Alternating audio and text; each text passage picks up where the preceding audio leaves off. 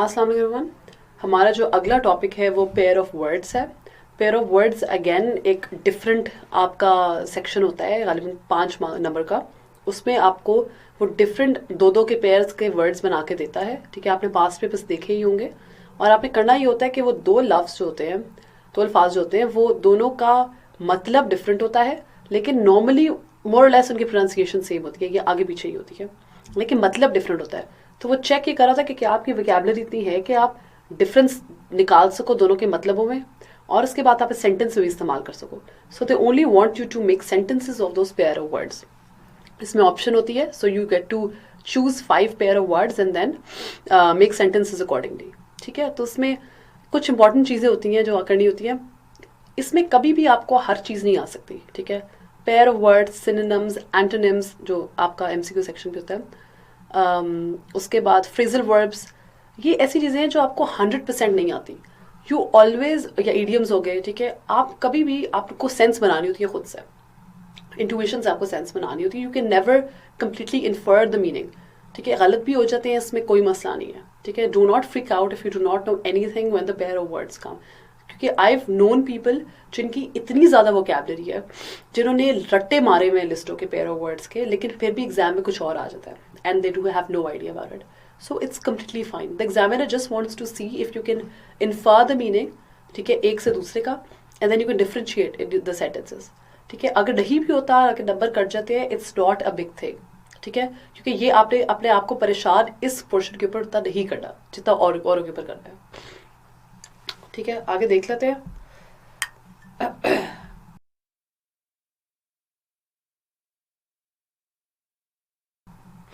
अच्छा, ये सबसे पहले डेफिनेशन आ गई कि pair of words are the ones that sound the same when pronounced but are spelled differently and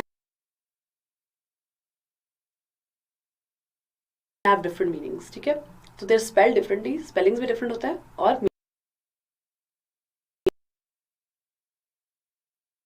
meanings भी different होते हैं।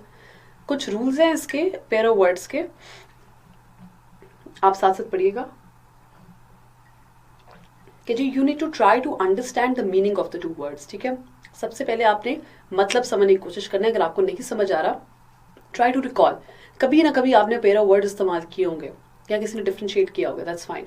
ठीक है, नहीं आ रहा, अच्छा हाँ, you should be able to differentiate between the meanings. अपनी वोकैबुलरी बढ़ाएं। मैंने क्या किया क्या है कि नीचे जिस तरह रेड में लिखा हुआ है कि मैंने पीडीएफ्स अटैच किए हुए हैं इस कोर्स मॉड्यूल के साथ, जो most common pair of words हैं। ठीक है, कि चलो उनमें से एक दो तो आपको आते हो, तो वो आपने गो थ्रू करने हैं, उनके मतलब याद रखने हैं और देखना है इसको किस तरीके से सेंटेंस में इस्तेमाल हो सकता है, ताकि ठीक है अपनी सर्च को लिमिट करें। ये नहीं कि आप हर लिस्ट देख रहे हैं। I have attached couple of list for you, so you can study them and I think you will be good to go. ठीक है, the sentences should clearly differentiate the meanings of the two words. अच्छा, जो sentences आप बनाते हैं उन pair of word से, उसमें सबसे ज़रूरी चीज़ ये होती है कि आप डिफरेंशिएट कर सकें उन दो पेयर ऑफ वर्ड्स में। ये ना हो कि आप जो सेंटेंसेस हैं आपको असल में मतलब आता हो दोनों का, आपको पता हो कि दोनों का फ़र्क मतलब है,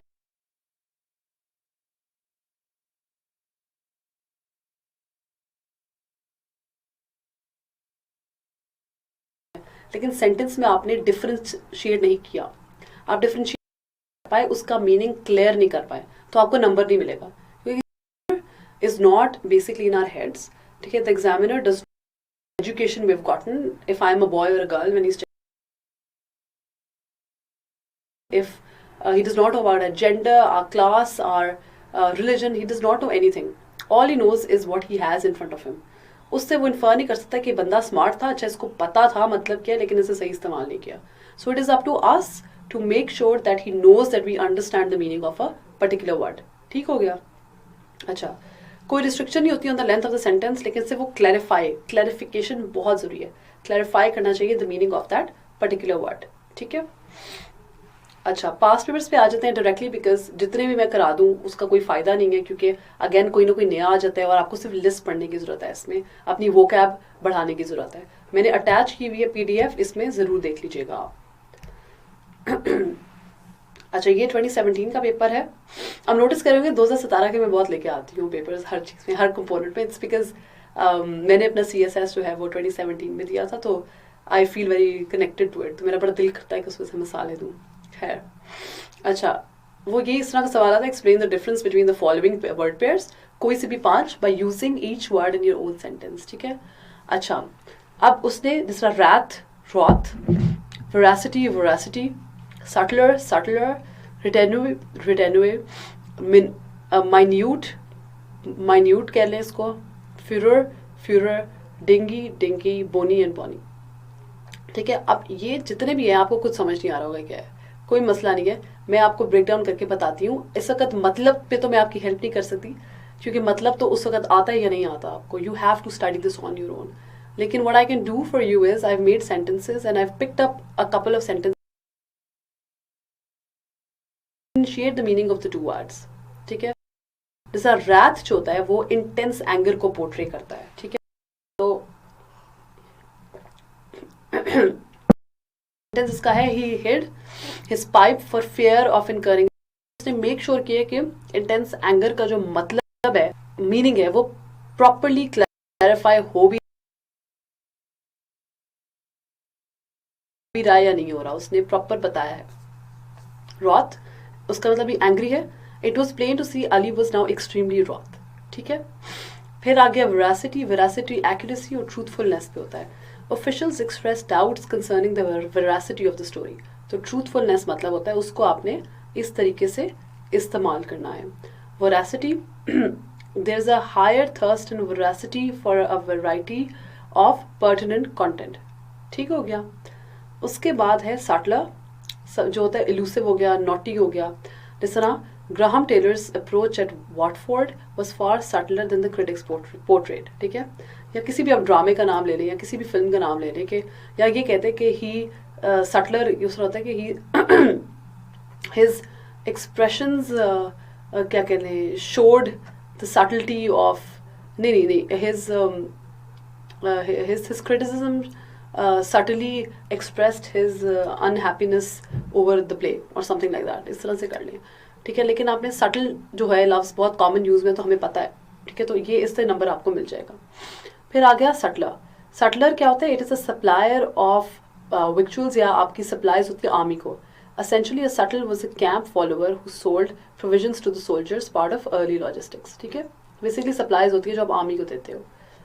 फिर रिटेन्यू आ गया, वो होता है self control, she smiled and some of her natural retinue melted, ठीक है, जो नेचुरल सेल्फ कंट्रोल था वो मेल्ट हो गया। रिटेन्यू वो होते हैं जो ग्रुप ऑफ एडवाइजर्स होते हैं, असिस्टेंट्स होते हैं, जो एक इंपॉर्टेंट पर्सन को एक कंपनी करते हैं हर वक्त, ठीक है। And then is retinue of friends arrived and he floated away. I think one of them is a French word, look up the pronunciation कि मैं एग्जैक्टली सही प्रोनाउंस कर रही हूँ नहीं कर रही हूँ, ठीक है। अच्छा, हालांकि प्रोनाउंसिएशन का एग्जाम नहीं होना, इसमें प्रेसी का एग्जाम होना है लिखने का, लेकिन फिर भी I am just curious, you know, for your own understanding, आप इसको देखिएगा ज़रूर यूट्यूब पे। माइन्यूट, माइन्यूट क्या होता है, बहुत छोटा। He will have no more than a minute chance of exercising influence, we have a minute chance of clearing CSS. No, that's not true. You will not let anyone tell you that. You will always believe that you have a high chance of clearing CSS. Yeah, because CSS में although the statistics depict कि 2 point कितने percentage पास होते हैं, but everybody has a chance of clarifying CSS, of clearing CSS, given that they focus on the right things. ठीक हो गया। Minuet, a slow, stately ballroom dance. Louis, who dances a shaky minuet, if properly guided, was a shoo-in. So basically एक dance को भी कहते हैं ये, तो ये आपको फ़र्क करना आना चाहिए। अच्छा, फ्यूरर, फ्यूरी रेज को कहते हैं, ठीक है, फ्रॉम फ्यूरी से Führer. The killing was captured on cameras and caused an internet Führer. और दूसरा जो फ्यूरर है वो क्या होता है कि जो आउटब्रेक ऑफ पब्लिक एंगर होता है, ठीक है, या एक्साइटमेंट होता है। He always follows the latest furors. I think ये जो है ये सेंटेंस फ्यूरर का मतलब सही तरीके से नहीं बता रहा मेरे ख्याल में it should have been more clear. क्या मतलब फॉलो करते लेटेस्ट फ्यूरर को, ठीक है, कुछ पब्लिक के साथ भी रिलेटेड होना चाहिए था, ठीक है, एट अ पब्लिक गैदरिंग और कुछ इतना करके। फिर आ गया डिंगी। डिंगी है एक small rubber boat, take a bulk spool of line and a dinghy with you on the beach. छोटी सी रबर बोट है, कुछ भी मत लें इसका मतलब। और डिंगी जो होता है without the H is gloomy, a dark dingy little shop that always smelled faintly of cigarettes. I think this is a relatively easier one, क्योंकि ये दोनों हमने लफ्ज पढ़े होते हैं. बोनी, off or like bone. The head contains bony plates with short spines at the tip of the snout. Bonnie is attractive. Aliha is my niece and a bonny little thing she is. Okay? So like it's a very attractive basically. Acha. This ends our 2017 ka exam. I hope ke you at least, if not the meanings, because you can never know the meanings to a full extent, but at least इससे आपको ये पता चल गया है कि भाई मतलब कैसे डिफरेंशिएट करना है, कि दोनों सेंटेंसेस को डिफरेंट होगा तो उसके बाद आपको नंबर मिलेंगे. ठीक है, डिफरेंशिएट नहीं कर पाएंगे तो you might not get the required marks. Thank you so much.